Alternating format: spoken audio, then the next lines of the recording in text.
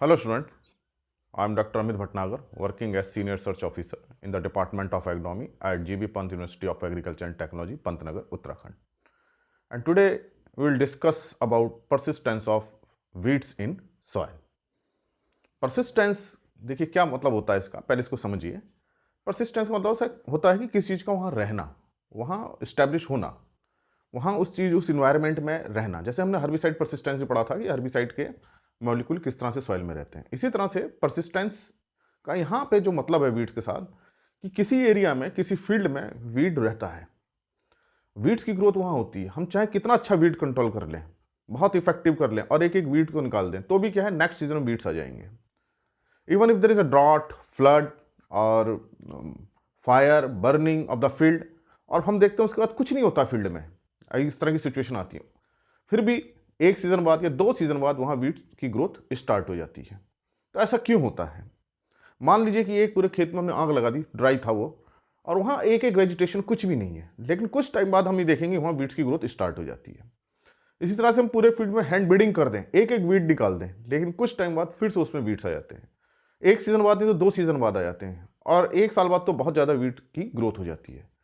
तो ये this ability of weeds to invade an environment despite it has removed is called persistence. कि हमने उसको रिमूव कर दिया है उस एरिया से, उसके बाद जो भी वो वीड की ग्रोथ वहाँ हो रही है, दैट इज परसिस्टेंस। तो ये देखिए, ये इम्पॉसिबल है कि हम किसी फील्ड को, किसी एरिया को हम ऐसा कर दें कि वहाँ वीड्स आए नहीं।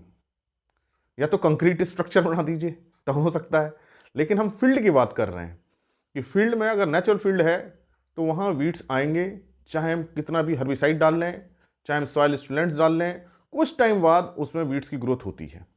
This phenomena is termed as persistence. तो ऐसा क्या है कि वीड्स वहाँ आते हैं और कॉम्प्लेक्स वीड फ्लोरा होता है, एक स्पीसीज नहीं, धीरे धीरे कई वीड स्पीसीज आने लगती हैं। तो ऐसे क्या मैकेनिज्म है या ऐसे क्या रीजंस हैं कि बहुत अच्छा वीड कंट्रोल करने के बाद भी कंप्लीट हम चेक कर दें वीड्स को, तो भी वहाँ वीड्स की ग्रोथ होती है। तो उसी मैकेनिज्म को, उन्हीं रीजंस को आज इस लेक्चर में हम डिस्कस करेंगे। तो देखिए, वीड्स क्या है? ये प्लांट्स हैं। अब हम उन कुछ प्लांट्स को हम वीड्स इसलिए कह रहे हैं क्योंकि वो हमारे इकोनॉमिक पर्पस की नहीं है, उनकी यूटिलिटी हमारे लिए नहीं है। यही वीड की डेफिनेशन है कि जो प्लांट्स अनडिजायरेबल हैं, out of time and place, are termed as weed. कि जिनकी हमें जरूरत महसूस नहीं हो रही है, उस टाइम पे नहीं हो रही है, उस जगह पे महसूस नहीं हो रही, तो उसको हम वीड्स कहते हैं। लेकिन अगर उसकी हमें जरूरत है तो हम उसको वीड नहीं कहते हैं। तो देखिए, अगर हम एक नेचुरल उसमें देखें तो वीड्स प्लांट हैं, और प्लांट्स जो होते हैं वो नेचुरल सिस्टम में एग्जिस्ट करते हैं। अब ये डिपेंड करता है कि वो कौन सी प्लांट स्पीसीज वहाँ एग्जिस्ट करेगी। अब जो प्लांट स्पीसीज हमारे फेवर के लिए है उसको हम क्रॉप कह रहे हैं, और जो हमारे फेवर के लिए है या जो हमारे यूज में नहीं आ रही उसको हम वीड कह रहे हैं। तो कोई नेचुरल सिस्टम है तो वहाँ कुछ प्लांट स्पीसीज हमेशा रहेंगी और उसके कुछ मैकेनिज्म है। तो जो ये मैकेनिज्म है, ये कुछ प्लांट स्पीसीज में बहुत स्ट्रांग होते हैं, और ये प्लांट स्पीसीज जो है वो वीड स्पीसीज हैं।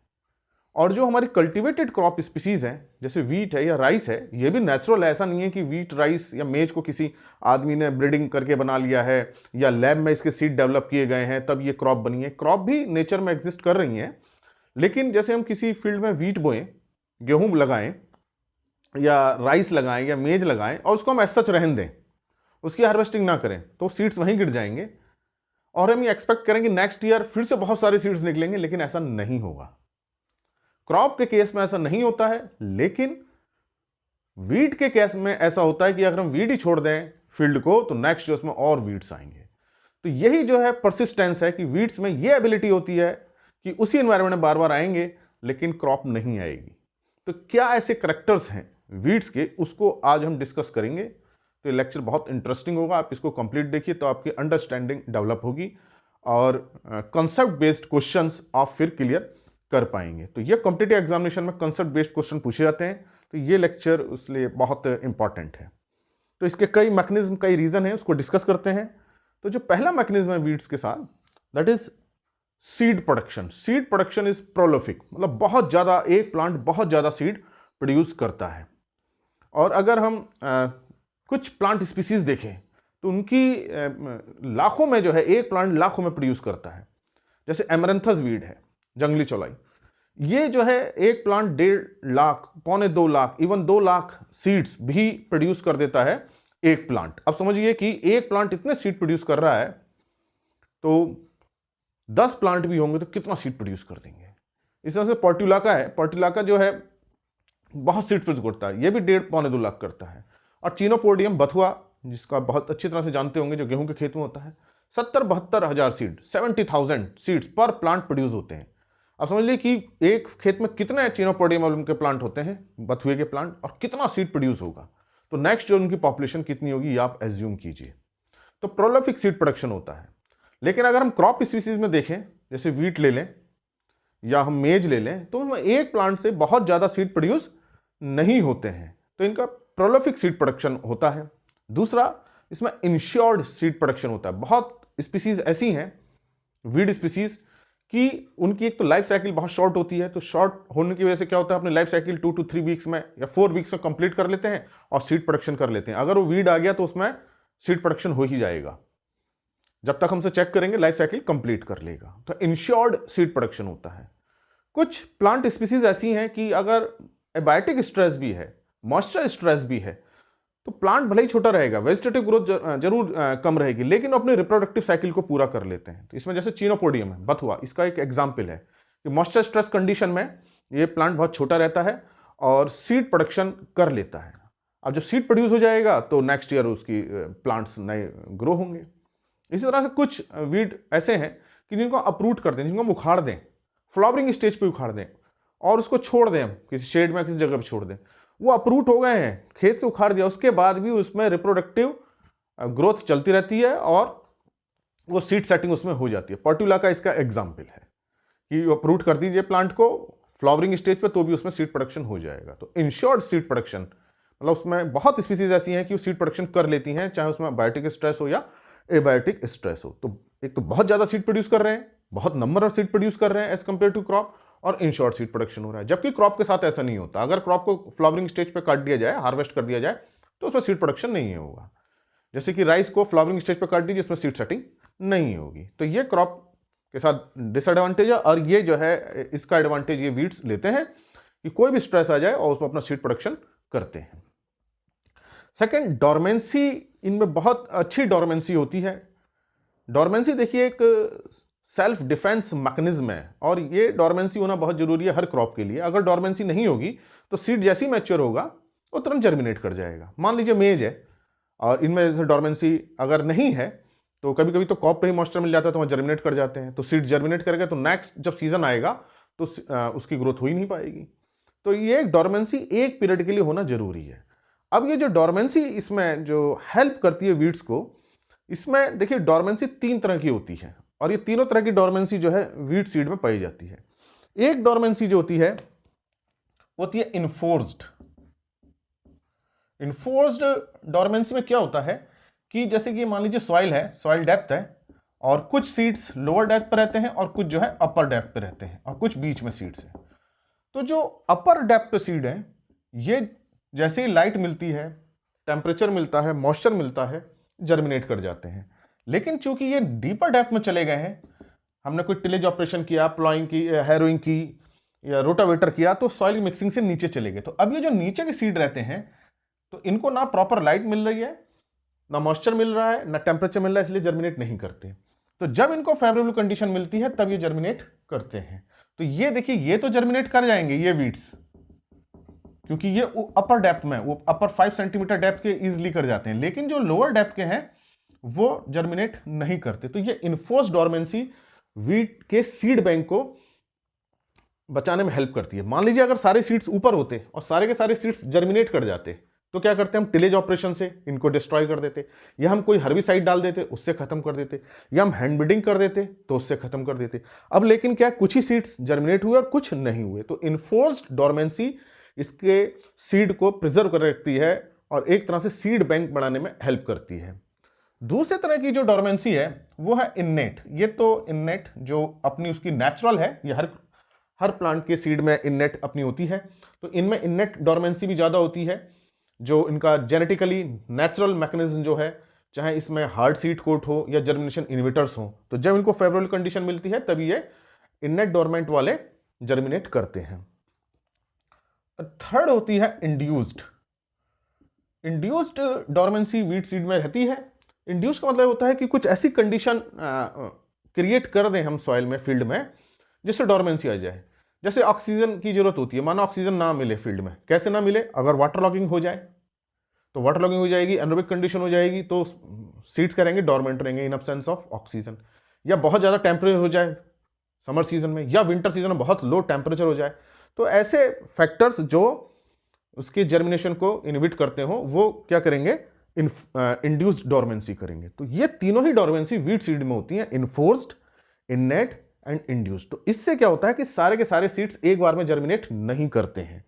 तो इससे क्या रहता है, एक तो लॉन्गिविटी बनी रहती है, इनकी वायबिलिटी बहुत ज़्यादा रहती है, बहुत लंबे पीरियड तक रहती है। तो कुछ सीड्स अगर जब तक ये सीड्स ऊपर नहीं आएंगे तब तक ये जर्मिनेट नहीं करेंगे। तो कुछ वीट सीड्स का ये देखा गया 100 ईयर्स तक भी वो वाइबल रहते हैं। अगर 100 ईयर्स के सॉइल में पड़े रहे, उसके बाद जब उनको कंडीशन दी गई वो जर्मिनेट कर गए। तो इनकी वायबिलिटी बहुत अच्छी है, लॉन्गिविटी बहुत अच्छी है। एक बार सीड सॉइल में आ गया तो कई साल तक जो है जर्मिनेशन कर सकते हैं। तो ऑन एन एवरेज एक जो सेइंग कही गई है, गार्डनर सेइंग कही गई है, जिसको हम कहावत कहते हैं, बहुत फेमस है और जनरली एग्जामिनेशन में पूछी जाती है। 1 year seeding, 1 year seeding, 7 year weeding. इसका मतलब यह है कि अगर एक साल उसमें सीड सेटिंग हो गई वीट्स में, तो वो इतने सीड प्रोड्यूस करेगा और इतने डिफरेंशियल डेप्थ पे चले जाएंगे, इतनी उसमें डोरमेंसी होगी कि वो 7 साल तक जर्मिनेट करते रहेंगे। तो 7 साल हमें वीडिंग करनी पड़ेगी, तब उसका जाके सीड बैंक खत्म होगा। ऑन एन एवरेज की बात ये हो रही है। इसका मतलब ये है कि सारे के सारे सीड्स एक बार में जर्मिनेट नहीं होते हैं। तो ये जनरली ये पूछा जाता है, इसका क्या मतलब है। इसका मतलब यही हुआ कि एक बार अगर सीड सेटिंग हो गई तो नेक्स्ट सीजन में सारे के सारे जर्मिनेट नहीं करेंगे। ऑन एन एवरेज 7 साल तक वो जर्मिनेट होते रहेंगे। आप समझिए कि कितनी इनके अंदर लॉन्गिविटी होती है और डिफरेंट टाइम पे ये जर्मिनेट करते हैं। जब कंडीशन फेवरेबल होगी तभी जर्मिनेट करेंगे। तो ये पीरियडिसिटी जो है इस कारण से इनकी ज़्यादा होती है। तो रेगुलर इंटरवल पे ये सीड्स जो है जर्मिनेट करते रहते हैं। तो एक बार अगर सीड आ गया वीड्स का, तो अब वो कई सालों तक जो है वो जर्मिनेट करेगा। मान लीजिए उसमें 100 सीड गिर गए, तो अब ऐसा नहीं होगा कि एक बार में 100 के 100 सीड्स जर्मिनेट कर जाएं। उसमें 10-12 ही करेंगे, 15-20 करेंगे, फिर अगले टाइम पे फिर 15-20 करेंगे, क्योंकि इसमें इन्फोर्स्ड है, इननेट है और इंड्यूस्ड डोरमेंसी रहती है। तो इन जनरल ये इन्फोर्स्ड डोरमेंसी की वजह से इनका प्रोटेक्शन रहता है। Next is reproduction, mode of reproduction. तो देखिए प्लांट में वेजिटेटिव होता है, सेक्सुअल और एसेक्सुअल। सेक्सुअल में सीड प्रोडक्शन होता है और एसेक्सुअल में वेजिटेटिव प्रोपोगेशन से।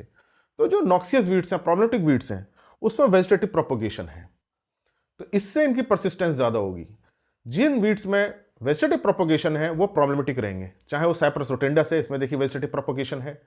साइनोडोन डक्टाइलॉन है, इसमें वेजिटेटिव प्रोपोगेशन है। Johnson grass, sorghum halepense, vegetative propagation है। या हम कोई सैकरम, वाइल्ड शुगर केन ले लें, स्पॉन्टेनियम कांस ग्रास, इसमें भी वेजिटेटिव प्रोपोगेशन है। वाटर हाइसेंथ ले लें, जो बहुत बड़ा प्रॉब्लमेटिक वीट है, वेजिटेटिव प्रोपोगेशन है। तो वेजिटेटिव प्रोपोगेशन परसिस्टेंस में हेल्प करता है, उस वीड्स को मेंटेन रखता है उस लोकेशन में। देखिए जो सेक्सुअल रिप्रोडक्शन से सीड प्रोड्यूस हो रहा है, जो सीड बना है, वो उसका मैकेनिज्म जो है डोरमेंसी के थ्रू जर्मिनेशन का है। लेकिन जो वेजिटेटिव प्रोपोगेशन है, और उसमें राइजोम भी हो सकते हैं, बल्ब भी हो सकते हैं, और रनर्स हो सकते हैं, सकर्स हो सकते हैं। तो ये जनरल जो वेजिटेटिव रहते हैं, चाहे कॉर्म है, चाहे राइजोम है, चाहे ट्यूबर है, चाहे बल्ब है, चाहे इनके रूटलेट्स हैं। अब जैसे कनाडा थिस्टिल है, कंटीली है, उसका जरा सा भी अगर रूटलेट अंदर रह गया, पार्ट भी रह गया, तो वो फिर से जर्मिनेट कर जाता है, इमरजेंस हो जाता है। तो ये सब कहाँ रहते हैं, सॉइल के अंदर रहते हैं। अब इनका जो वेजिटेटिव मटेरियल है, लीव्स क्या है, ऊपर है। तो जो भी हम हर्बिसाइड करते हैं, मैनुअल करते हैं, वो केवल ऊपर तक होता है या शैलो डेप्थ तक होता है। 5 सेंटीमीटर तक जनरली रहता है, 5 हार्डली 10 सेंटीमीटर तक हम ऑपरेशन करते हैं। लेकिन ये क्या रहते हैं, डीप में रहते हैं। तो अगर हम हर्बिसाइड डाल रहे हैं तो केवल ऊपर का वेजिटेटिव पार्ट ही डिस्ट्रॉय होता है और नीचे का बाइबल बना रहता है। अब जैसी इसको फेवरेबल कंडीशन मिलती है, नीचे से लीव्स निकलनी स्टार्ट हो जाती हैं। तो ये प्रॉब्लम है। दूसरा, अगर हम शैलो इंटरकल्टिवेशन करते हैं या मैकेनिकल कर देता हूँ, ये डीप में भी ये रहते हैं और डीप में होने की वजह से ये टोटल बाहर नहीं आ पाते। तो ये जो वेजिटेटिव प्रोपोगेशन जो हो रहा है ट्यूबर्स हैं साइप्रस रोटेंडस के साथ, ये बड़ी प्रॉब्लम है क्योंकि उसके ट्यूबर बहुत बहुत ज़्यादा रहते हैं, एक उसमें बहुत सारे ट्यूबर्स रहते हैं, नीचे तक रहते हैं, उनको निकालना बहुत मुश्किल है। इसी कारण से सबसे प्रॉब्लमेटिक वीड साइप्रस रोटेंडस है। तो एक तो क्या हुआ कि जो इसका अंडरग्राउंड पार्ट है वो वाइवल रहता है और जैसे ही फेवरेबल कंडीशन मिलती है उसकी ग्रोथ रिज्यूम हो जाती है और वो फील्ड में आ जाता है, तो परसिस्टेंस बढ़ गई। दूसरा क्या है कि ये देखिए जो अंडरग्राउंड पार्ट्स हैं, अगर इसको हम काट दें, किसी चीज से कट जाएंगे, तो every part become a new vegetative part. तो एक ट्यूबर का अगर दो ट्यूबर हो गए तो दोनों ही जो जर्मिनेट करने की एबिलिटी रखते हैं। तो अगर हम टिलेज करते हैं, उसमें हैरो करते हैं, तो अगर माना कोई राइजोम कट रहा है या ट्यूबर कट रहा है, तो जितने उसके पार्ट हो रहे हैं वो हर एक नए वीट को बना देगा। तो टिलेज से फिर ये कंट्रोल नहीं होते हैं। तो साइप्रस रोटेंडस में भी यही प्रॉब्लम है, ट्यूबर कटता है, एक ट्यूबर के 2 या 3 पार्ट हो गए तो हर ट्यूबर जो है एक नए प्लांट को बना देगा, नया प्लांट निकलेगा। तो ये बड़ी प्रॉब्लम है। एक तो अपर सरफेस डिस्ट्रॉय हो जाए, नीचे का बायोवल रहता है, नीचे का काटते हैं तो वो नए प्लांट को बना देता है, एक नया वेजिटेटिव मटेरियल बन जाता है। तो ये प्रॉब्लम है वीड्स के साथ और ये इसको हेल्प करता है परसिस्टेंस में। इस कारण से वीड्स का उस एरिया से निकलना बहुत मुश्किल हो जाता है, पर्टिकुलरली जिनका वेजिटेटिव प्रोपोगेशन है। Another is rapid dispersal. जो सीड बनता है वो तुरंत ही दूसरे नई लोकेशन में चला जाता है, नए एरिया में चला जाता है जहां उसे फेवरेबल एनवायरनमेंट मिलता है, जहां की कंडीशंस, सॉइल कंडीशन या क्लाइमेटिक कंडीशंस हैं, या जहां वीड फ्री अगर कोई इसे किसी ने कर रखा है तो वहां वीड सीड उड़ के चले जाएंगे, नए एनवायरनमेंट चले जाएंगे, वहां से कोई कंपटीशन नहीं मिलेगा, वहां ग्रो हो जाएगा, या आसपास चले जाएंगे वहां ग्रो कर जाएंगे। तो अगर इसका डिस्पर्सल बहुत फास्ट हो रहा है तो वो दूसरे नए लोकेशन में, न्यू इन्वायरमेंट में, वहां जाकर के ये सेट हो जाते हैं और वहां उनकी ग्रोथ स्टार्ट हो जाती है। अब ये देखिए जो रैपिड डिस्पर्सल हो रहा है ये 2-3 मैकेनिज्म के कारण होता है। एक तो इनके सीड्स बहुत लाइट होते हैं, हल्के होते हैं, तो एयर के साथ मूव कर जाते हैं। तो इनके जो स्ट्रक्चर हैं, जो उसमें हेयर्स में रहते हैं, देखिए इसमें जो पेपस स्ट्रक्चर जो होता है वो हेल्प करता है, क्योंकि ये पेपस स्ट्रक्चर में सीड के साथ क्या रहता है, सीड है, इसके तरह इस तरह से हेयर रहते हैं, जो इसको एक पैराशूट की तरह, मान लीजिए सीड है तो इसमें हेयर्स इस तरह के हैं, तो जब ये डिस्पर्स होता है प्लांट से तो दूसरी लोकेशन पे आराम से इस हेयर्स की हेल्प से सेट वहां हो जाता है। तो इसको पेपस स्ट्रक्चर कहते हैं और ये स्टेब्लिशमेंट में हेल्प करता है। कुछ सीड्स में फेदर्स होते हैं, कुछ बहुत विंग्स होती हैं जो उसके मूवमेंट में हेल्प करते हैं, और कुछ में बैलून स्ट्रक्चर होता है, जैसे रसभरी है फाइसेलस मिनिमा, वो उसमें फूला रहता है और वो आराम से जो है मूव कर जाता है।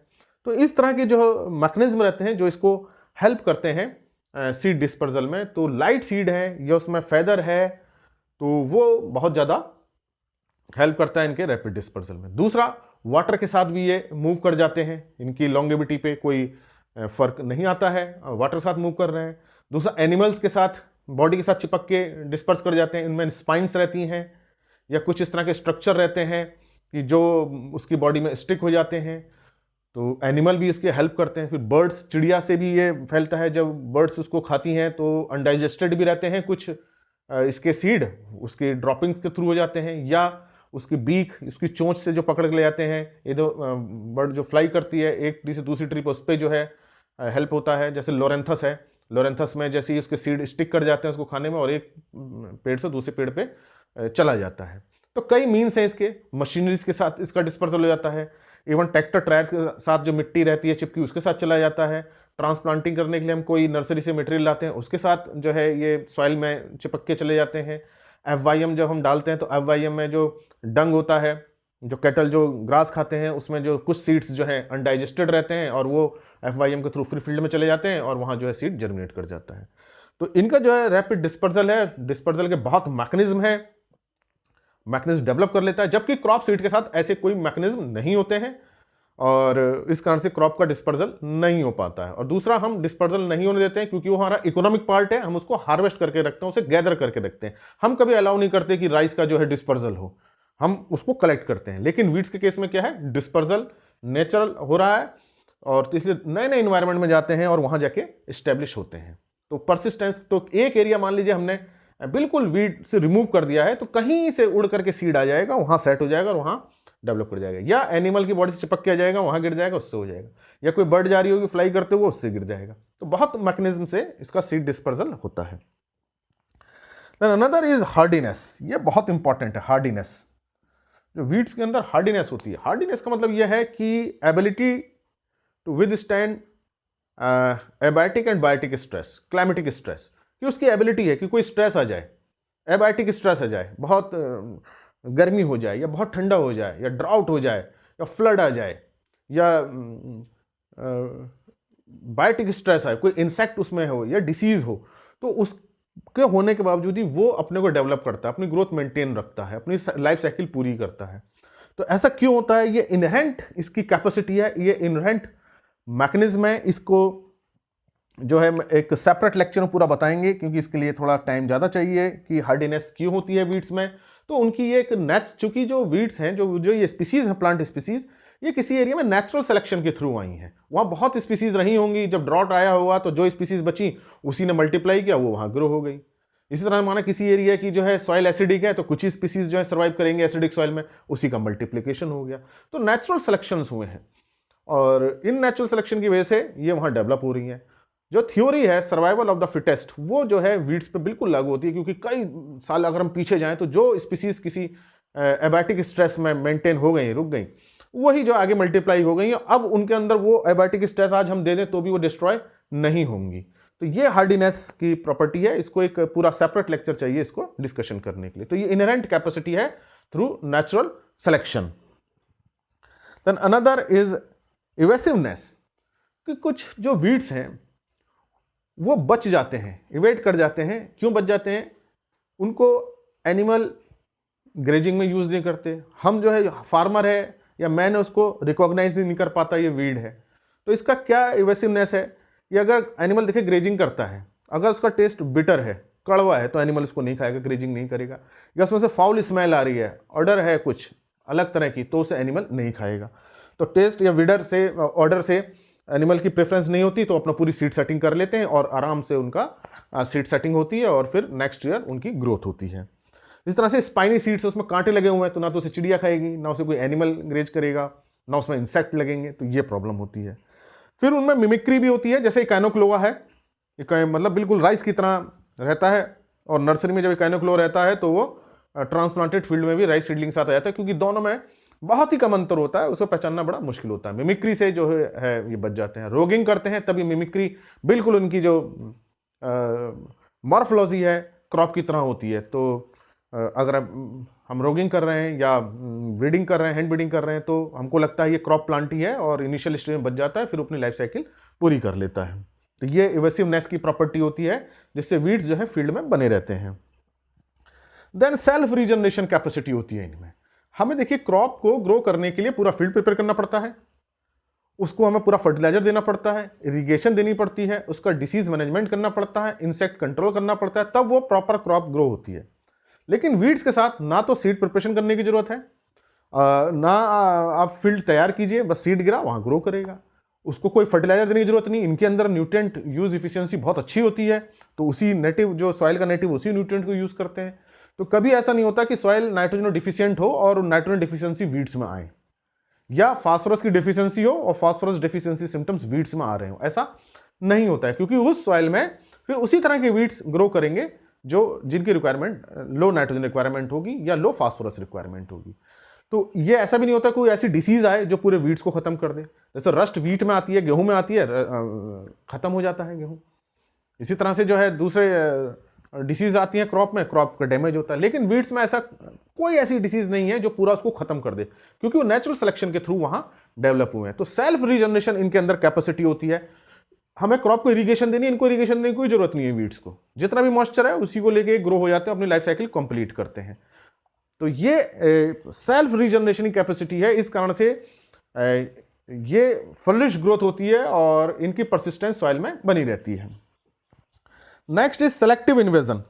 सेलेक्टिव इन्वेजन का मतलब यह है कि जो एक फील्ड है उसमें कॉम्प्लेक्स वीड फ्लोरा है, उसमें कई तरह की वीड स्पीसीज है। अब अगर मान लीजिए कुछ चेंज आ गया, क्लाइमेटिक चेंज हुआ या कोई मैनेजमेंट प्रैक्टिस चेंज हुई, तो वीड भी उस हिसाब से चेंज हो जाता है। मान लीजिए कि एरिया जो है रेनफेड एरिया है, मॉइस्चर की डेफिशिएंसी है और वहाँ हमने कोई इरिगेशन मैनेजमेंट प्रैक्टिस स्टार्ट करके इरिगेशन स्टार्ट किया, तो अब इरिगेटेड इकोलॉजी की वीड स्पीसीज वहाँ आ जाएगी, इन्वेजन हो जाएगा, तो ये प्रॉब्लम हो जाती है। अगर मान लीजिए सॉल्ट है, मतलब सलाइन सॉइल है, हाई पीएच है, तो वहाँ वो वीड्स आ जाएंगे जिनकी जो सलाइन सॉइल में ग्रो करते हैं। अब माना उस सॉइल का हमने मैनेजमेंट कर लिया, रिक्लेमेशन कर लिया और उसको न्यूट्रल पीएच पे लाया, सॉल्ट कंटेंट कम कर दिया, तो वो वीड्स आ जाएंगे जो न्यूट्रल पीएच पे ग्रो होते हैं। तो जैसे ही क्लाइमेटिक कंडीशंस चेंज होती हैं या क्रॉप मैनेजमेंट प्रैक्टिस चेंज होती है या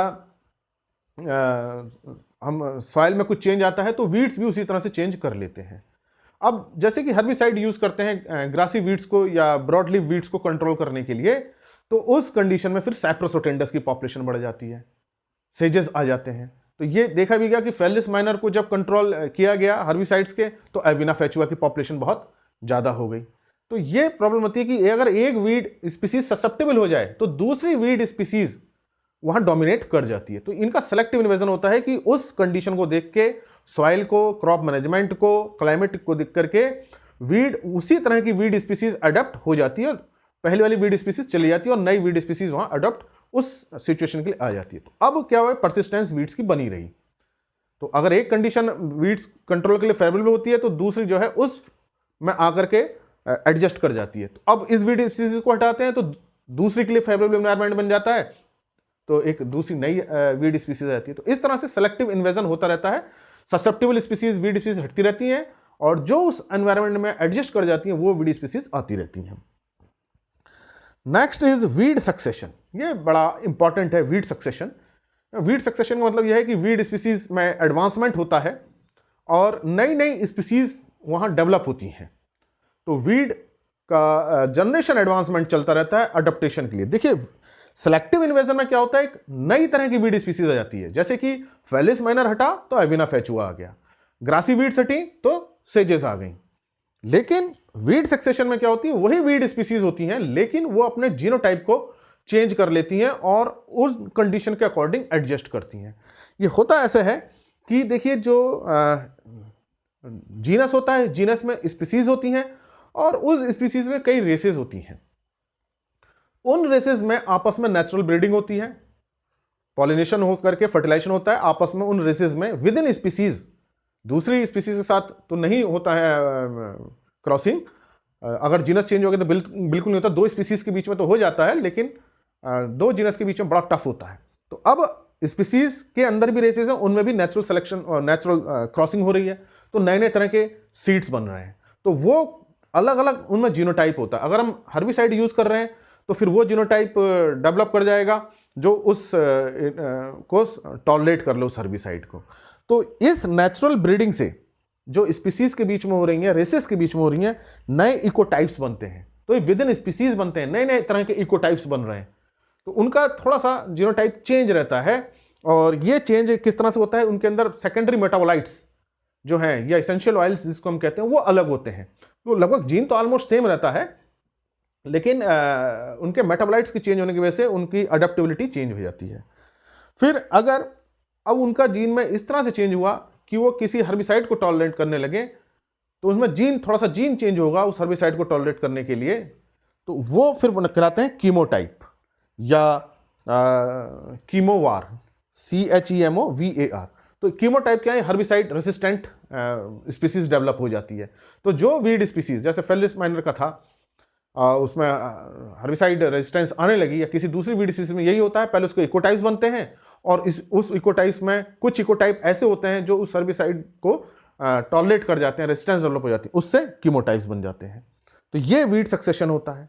फिर वीड फ्लोरा चेंज हो जाता है, दूसरी वीड स्पीसीज आती हैं और वीड शिफ्ट वहां हो जाता है। तो ये जो है वीड सक्सेशन इसी तरह से होता है कि इकोटाइप्स बनते हैं और कीमोटाइप्स बनते हैं। तो इस तरह से हर्बिसाइड्स अपने अंदर के जीनोटाइप को, अपने अंदर के मेटाबोलाइट्स को चेंज करते रहते हैं और ये चेंज उस सिचुएशन के अकॉर्डिंग होता है जो उसके ऊपर इंपोज की जा रही है। तो यही रीजन रहता है कि अगर ड्रॉट भी आ जाए, सूखा पड़ जाए, कोई डिसीज आ जाए, इंसेक्ट आ जाए या आग भी लग जाए, तो भी कुछ टाइम बाद उसमें वीड्स आ जाते हैं। तो ये मैंने आपको कुछ मैकेनिज्म बताए कि कैसे जो है वीड्स परसिस्ट करते हैं सॉइल में। तो ये मैकेनिज्म है और अब आपको इसके रीजन भी समझ में आ गए होंगे कि क्यों ऐसा है कि हम कितना भी प्रैक्टिस कर लें, कितना भी इफेक्टिव वीड मैनेजमेंट कर लें, वीड्स पॉपुलेशन वहां मेंटेन रहती है। अगर एक वीड स्पीसीज हटती है तो कोई दूसरी वीड स्पीसीज वहां आ जाती है। तो ये बहुत सारे प्रोसेस हैं इसके पीछे जो आप समझ गए होंगे। तो ये लेक्चर आपको अच्छा लगा हो तो इसे लाइक करें और स्टूडेंट्स के साथ शेयर करें। अगर चैनल सब्सक्राइब नहीं किया तो सब्सक्राइब करें। Thank you very much.